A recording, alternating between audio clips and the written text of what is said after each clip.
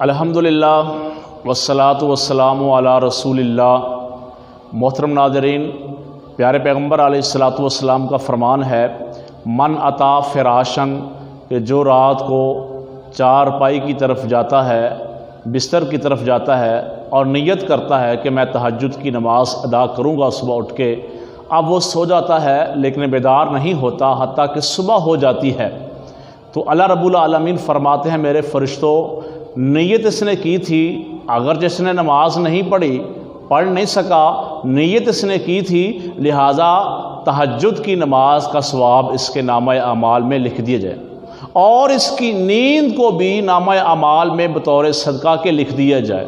نیت کر کے اور باوضو ہو کے سو جانا پیارے پیغمبر علیہ الصلاۃ والسلام کا فرمان ہے، جو باوضو ہو کر سوتا ہے، نیند پوری کرتا ہے، ذکر کر کے سوتا ہے، اللہ کی طرف سے فرشتہ اس کے بستر پر رات گزارتا ہے اور اس کی نگرانی بھی کرتا ہے اور ساری رات اس بندے کے لیے دعائیں بھی کرتا ہے، اللہم اغفر لعبدک،